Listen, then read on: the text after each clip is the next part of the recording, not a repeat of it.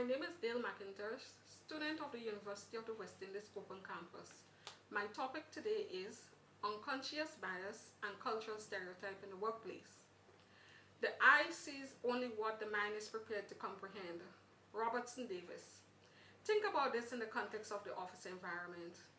Is it that our minds want us to believe what we see is real? Can this be the case where there is unconscious bias and cultural stereotype in the workplace? One may ponder on this question and make assumptions. Even if one accepts it as true or not, everyone has unconscious bias within, which is portrayed in the workplace. Unconscious bias and cultural stereotype create an uncomfortable working environment and adversely contribute to unequal opportunities in the workplace.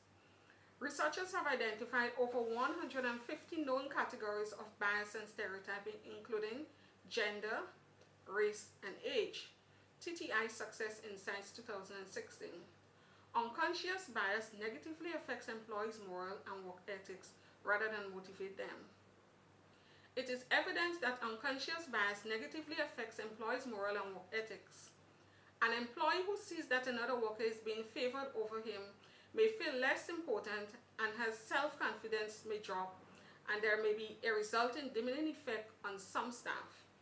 According to Deb Dupree 2016, 4 signs of indicative of potential workplace bias include acts of favoritism and exclusion, unchecked harassment, low moral, and high job turnover. Favoritism and exclusion can show up in the hiring decisions, employee discipline, sharing of information, and employee salaries.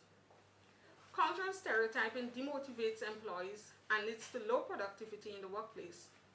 Diane Chin 2016 noted that cultural stereotype limit managers' capability to make best use of the employee skills and assist them to acquire new ones.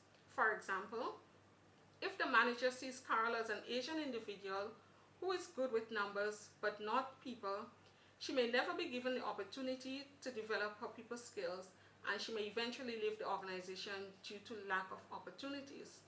Moreover, stereotyping leads to decreased productivity and reduced revenues.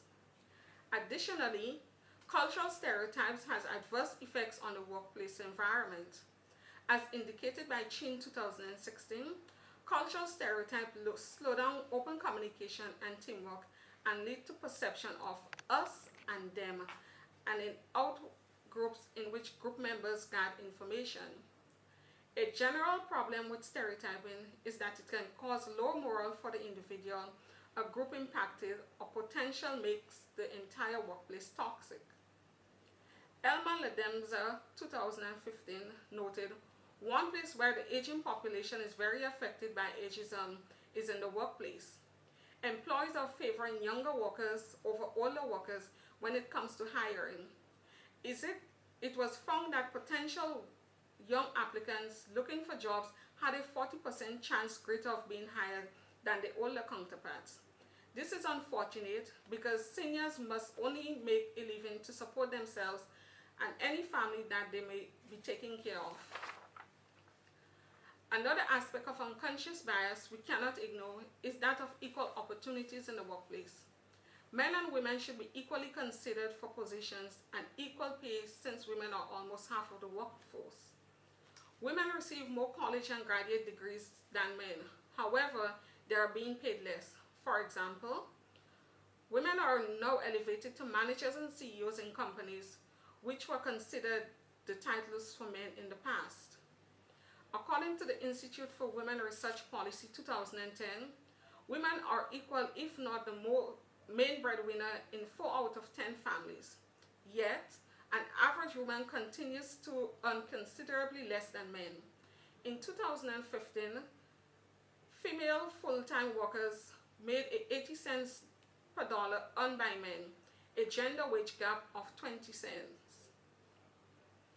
Women currently are engaging in non-traditional roles such as mechanical engineering, construction, and aircraft pilots.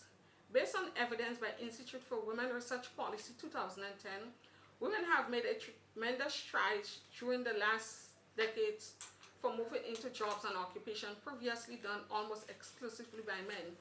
Yet, during the last decade, there has been very little further progress in the gender integration of work. In some industries, like construction, there has been no progress in 40 years. This persistent occupational segregation is a primary contributor to the lack of significance in closing the gap. Based on counter-arguments, bias and cultural stereotype do not negatively affect employees. Men and women should not earn equal pay because men work harder than women. Statistics have shown that female sports do not carry the same weight as male sports. So why should they earn same pay? For example, in the tennis arena, it is said that women have to earn same pay as men. They should play the same amount of sets as men. Additionally, in keeping with Novice 2016, women aren't as popular and get less coverage. They do not train as hard as men, and men are faster and stronger than women. However, women and men should earn equal pay in the sporting arena. As stated by Kerry Close 2016, although women play fewer sets than men in the Grand Slam events, women train just as hard as men, and they have the endurance to prove it.